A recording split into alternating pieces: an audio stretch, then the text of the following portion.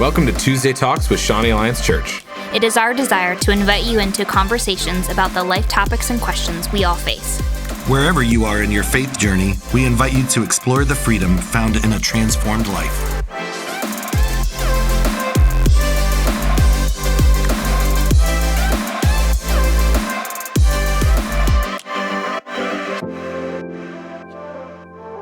Hello, welcome back to another episode of Tuesday Talks. My name is Bridgett, and today on the podcast, I have the one and only Chris Browning. Hello. We are going to talk about kind protein powder. I was just telling Chris a story about how I needed to return protein powder to the store because it wasn't the right kind or the right brand. And he said it wasn't kind. I was very confused. I thought that somehow the protein powder had insulted you or your family Yes. and had been unkind, which I would say is a good reason to return something. I think so. I'm going to get my money back. But today we're talking about spiritual maturity. What does it mean for us to be grown-ups in our faith, to pursue God in a way that's honoring and mature and all the good things? Yeah. I think just kind of as we start off, I just recently did a sermon on Romans 5, talking about hope and how Paul instructs us that it's actually when we our hard times develop endurance, and our endurance produces good character, and that good character leads us to hope. And so just in my own study in that, I've really loved how even when you look at the concept of character, it also can be translated as spiritual maturity. So when we say this word, spiritual maturity, it can sound really religious and like, oh, you got to be a cool church kid to know what we're talking about. But spiritual maturity can easily be translated into being a person of good character. Yeah. And, I also look at James, two different authors saying it slightly differently, but I look at James when he said, consider pure joy when you face trials of many kinds. The testing of your faith develops perseverance. Perseverance must finish its course so that you'd be complete and mature and not lacking anything. Mm-hmm. And there's two parts to that. One is, and, sometimes you have to read the scriptures understanding they're written to a people in a time, and it's still applicable, it's still true. But what were those people struggling with? And maturing in faith was absolutely one of them. When James was writing, when Paul was writing, it was a very young faith. They didn't have the New Testament yet. They were sharing what Jesus had done in the gospel, and there would have been these letters that were being written. Mm-hmm. But there was no collection of the New Testament during James or Paul's lifetime. And so this constant struggle to understand how to move forward and grow and mature in our faith, it was constant. This is why Paul is always writing to all these churches that he's helped to start or he's visited. This is why the Gospels were written down, was to show and to teach not just the future generations, but the current generation what Jesus had laid before them.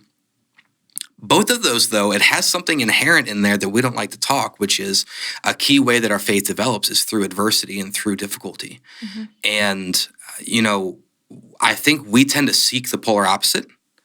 We tend to seek what I would call that spiritual high. Mm-hmm. And the people who see this the most in ministry are the youth pastors. Mm-hmm. Because you have a group of excited people who are, they're just they are anxious to see what's next. There's so little cynicism. There's so little hesitancy, and they get an incredible experience in a moment, and they have this absolute rush. Mm-hmm. And then what do they seek after that? Yeah. And that's why a lot of youth groups devolve into like 15 concerts a year with no discipleship. And I'm not trying to slam anyone. I get that, fellowship activities can be important, and we certainly do them here. But what I'm saying is that if our idea of spiritual growth is, okay, I'm feeling bad, let me go find something to pump me up instead of saying, let me walk through this with God, I think we're missing something there. It's the walking through it. It's the followership that develops that maturity. And I think the big thing is hardships and hard times it's not a one-to-one ratio. So it doesn't mean you're mature just because you go through hard things. For a lot of people, those moments of deep pain have been the shipwreck of their faith because there was no discipleship there. So it was, oh, this really terrible thing happened to me and no one talked to me about it or no one loved me through it. And so my opinion or view of God now is very skewed, which rightfully so. When you don't see love in a place of deep brokenness, of course, it's going to pull you from God. But all of those hardships are an opportunity for us to get to know God and for us to be able to grow in community with one another and grow with Him. I think it's just we always want to give people answers, right? We think discipleship is giving people the right answer. It's like, oh, well, they're struggling with anxiety. So I just need to be able to quote to them all the Bible verses about anxiety. And it's like, how does that, like, I want the Word of God, but the Word of God actually has to change my life. I don't want it just quoted at me.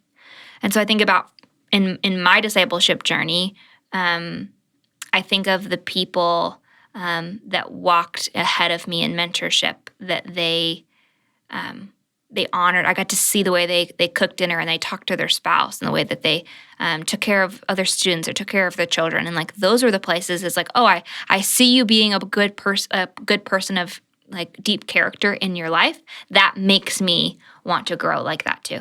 Yeah. Well, I got in trouble for that idea early in my ministry. Sitting in front of a bunch of pastors who were older and wiser than me and smarter.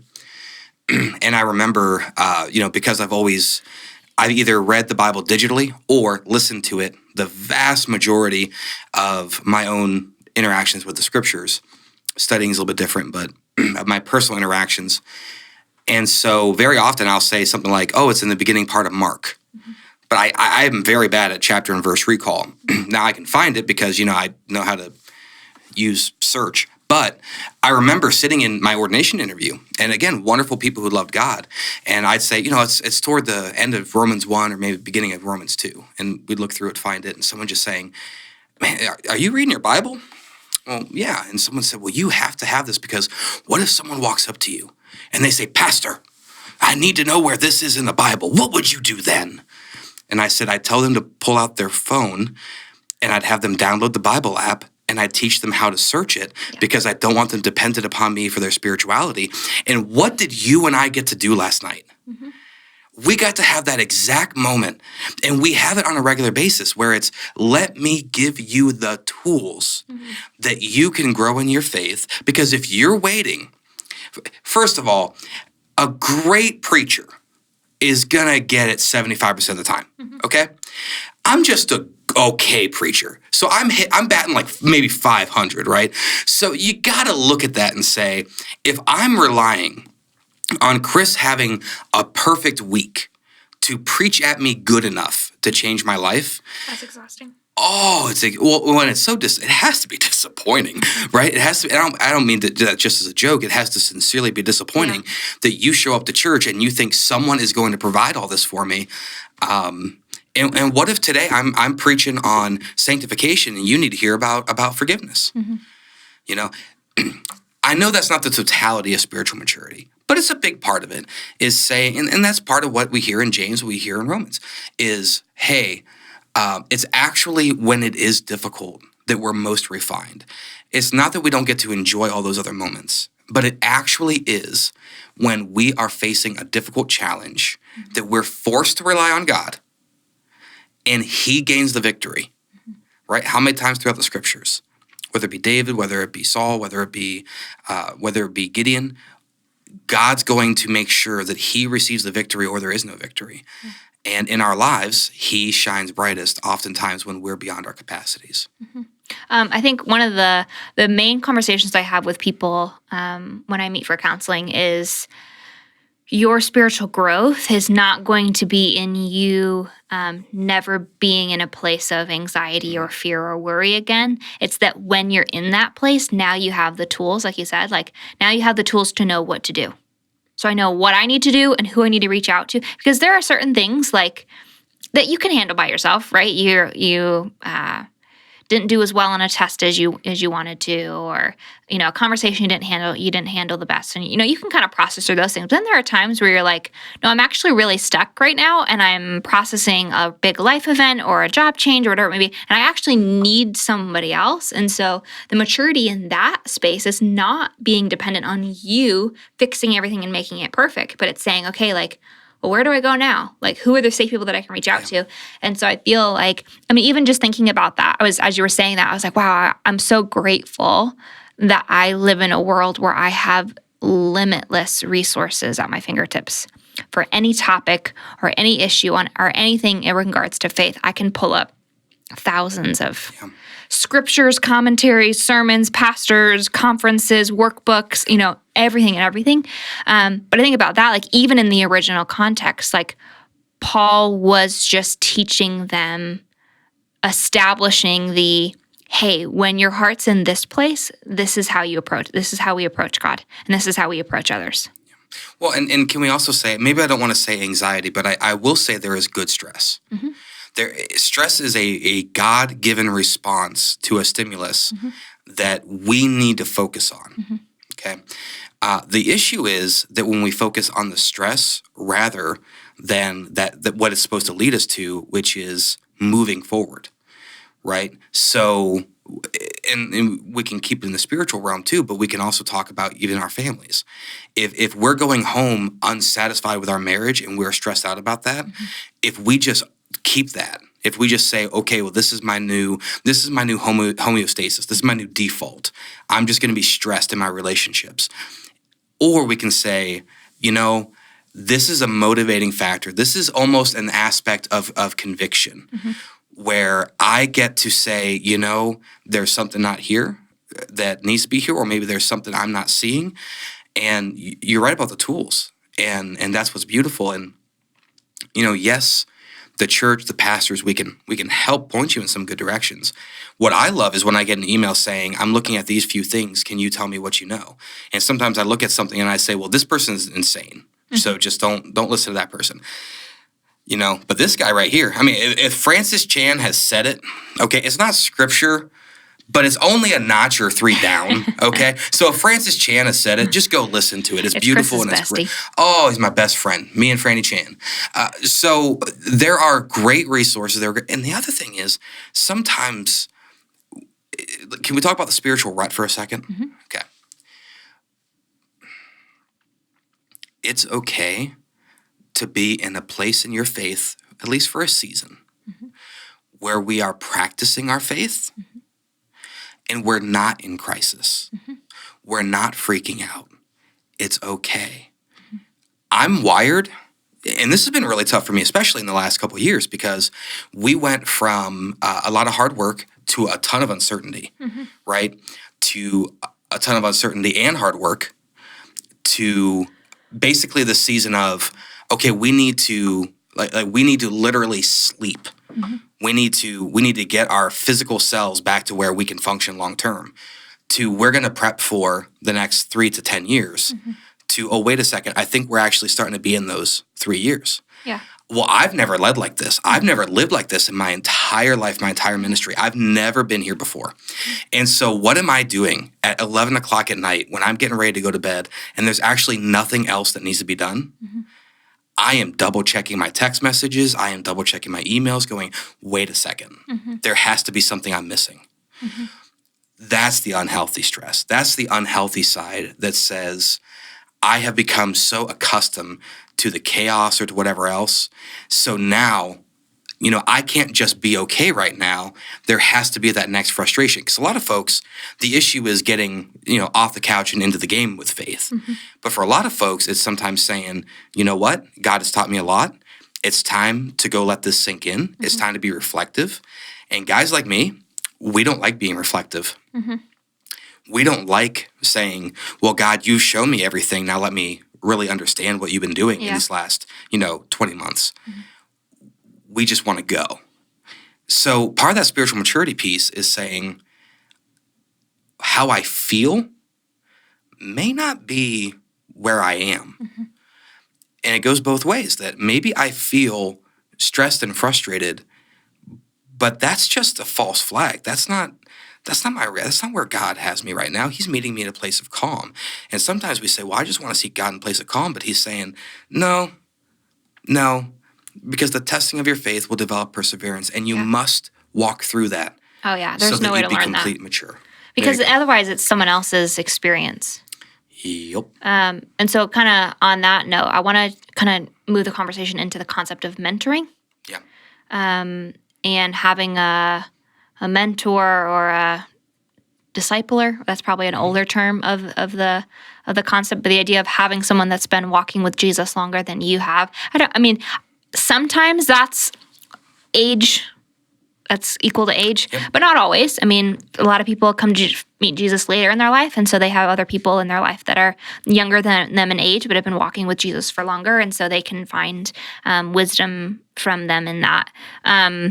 I guess, can we just kind of talk about that? Like, if people aren't really familiar with the Christian connotation with mentoring, like, why is that important, and what does that kind of look like in Christian life? So let's start with the word disciple. It really means two things. It means that there is someone in my life whose beliefs and thoughts I hold to be true, and there's someone in my life whom I want to emulate. Mm-hmm. So it's both the life of the mind, right? And I'd say theology in the heart. It's also practice. And so you need to have someone, and I'm not saying perfect. That's really important. No mentor is perfect. But I have 3 men in my life that I can call right now, and if they do not answer, I can text and say, call me ASAP, and they will stop what they're doing to call me. Yeah. I can tell them anything, right? Mm-hmm. And they are not part of my church structure. They're not part of my denominational structure. They are people I can be fully open with, who will love me, who will correct me, who will guide me. And they're all men that at the end of my life, they're all older than me. At the end of my life, if my life looked like theirs, I would feel like I had fully honored God. Now, it's going to be different because we're different people. But the way they love their wives, the way they love their, all 3 of these men are or were in ministry, right? Because that's something I need in my life. I need to relate with someone that I can share some of those unique burdens. And for the men that I mentor, there's different ways. A lot of it's just, back in the day, we call them our accountability buddies. And really it's, I have a specific struggle. I trust you, and I know you'll be honest. And that's the role I have in some men's lives. But for a lot of them, it's, I want to see Christianity walked out. Mm-hmm. And that's hard for me sometimes because I'm actually a really private person. Like, you know this, but I do see the value in it, which is why the staff have a rule, right? Everyone on staff at Shining Lights Church must have someone who is not me that they can tell anything to. Mm-hmm. And again... And I just want to talk to that for a moment because for me, the way that I say, I have a very high value for privacy in my life too, but my rule is high privacy, no secrets. Right. So when we're talking about this idea of having a mentor, for us in our work context, it does mean outside of our circle. For those of you listening, your mentor or coach or whatever might be inside your circle, and for sometimes that works. The reason we're saying go outside your circle is not to keep secrets. Correct. It's so that person is not emotionally involved in what you're walking through. That is such a good catch. Thank you, because if most of us are honest, if we line up 10 friends, 9.5 will lie to us. Correct, because they don't want to hurt your feelings, or they know the other person involved in the situation, and so they want, so having someone outside that can just, give wisdom and give godly insight, but they're not attached. They have no idea who else is, in the situation, and so they're just able to speak to it and to, hey, like I'm not on anybody's side in this situation. I'm just here to honor your heart and what you're walking through. I think that's a really important process. Yeah, because they're not doing it because they're mad at you or they want to deceive you. And again, that's one of the differences for someone that I would call a friend who's not affiliated with my ministry at all, where if they tell me something I think is stupid, sometimes I'm going to say, well, I'm praying the best for you there, buddy. But that's not the role of a mentor. Correct. A mentor looks at you, and out of those 10 people will be the only person who says, this is outside of God's will, and I'll love you even if you do it, but we need to seek God together. Yeah. So you need to have that. And here's the thing. Sometimes those develop organically. Mine never have. Well, that was the other part, though. And part of that is because of our vocation. I will say that. For me, it's very important. At the end of the day, I guess the most forthright way I could say it is, I want that person to have also stood next to a 10-inch casket at some point in their lives. Correct. I need that for me. Yeah. Those are the kinds of things that we're going to have to process. Sometimes it's very formal. We're getting ready to launch into a season of small groups at this church. And there's a reason for that. It's because we could spend every dollar we receive out of the generosity of God's people on staff, and we would not have enough people to provide mentorship and accountability on a one-on-one or even a 1-to-4 basis. It's not possible. Small groups are not just show up and talk about the Bible. We're living life together. When we're struggling, we have a group of people we can call. And each of our pastors have many people in their lives that we serve that role in. But if it's not organic, so be it, right? Because some of us, we have a great Christian friend at work. Some of us, we have an uncle that we trust fully. Many of us do not. And if it's not, that would be a great way to get started. I'm not here to promote something we're doing, but I'm just simply saying it's something we need in our lives. Oh, 100%. And I think it's such a great way to, if you've had a very solo faith where it's been, well, I don't really have any other Christians in my family, so I've been going to church by myself, I've been studying the Bible by myself, reaching out to a small group is a really great place to grow and talk because you're always in control, but the spotlight's not on you. And so if you just want to sit and not engage, you don't have to. If you want to ask questions and ask for prayer, you can, but it's a really safe place to be able to do that when you're not sitting with hundreds of people on a Sunday morning. Well, and again, it's just, I think people, and this is not a statement for those who need to be extra cautious in, 2021, 2022, but as a general statement, people do need to engage in corporate worship. It is different. It is good. They also need to engage in individual worship. Yeah. But here's the thing. When I'm preaching, we can't have a conversation. When you're leading one of your seminars or your groups, you have moments where you can break out and do that. Yeah. But you're controlling the topic. Mentor, one of my mentors, I remember saying, we will never talk about Shawnee Alliance Church unless Shawnee Alliance Church is affecting me. Well, what's your thing, right? I have legions of people I can talk about Shawnee Alliance Church with, right? But I don't have legions of people that I can look at and say, so here's where I've just been, whether it be struggling with holiness, whether it be struggling with expectations or even self-worth, whatever. It doesn't matter what it is. Yeah. You must walk in those relationships, and you must understand that doesn't mean I get to do whatever, and here's my confessional time. Jesus's interactions with people, whether it be caught in the middle of sin or struggling with sin, there's always this moment of, okay, but now it's different. Yeah. Go and do no more. Correct. And that's one of the things I love about having mentors in my life, where, most of the time it's more of I missed an opportunity, or I wasn't as compassionate as I should have been. But when it's I chose the wrong path, it is a confession. I chose, and I'm not okay with that choice. Yeah. And I have to keep going in my marriage and in my parenthood and in my calling. I have to keep going. So can you walk with me? I don't know how I know how you survive 3 to 5 years of Christ followership without that. I don't know how you thrive, and I certainly don't know how you walk through that for a decade.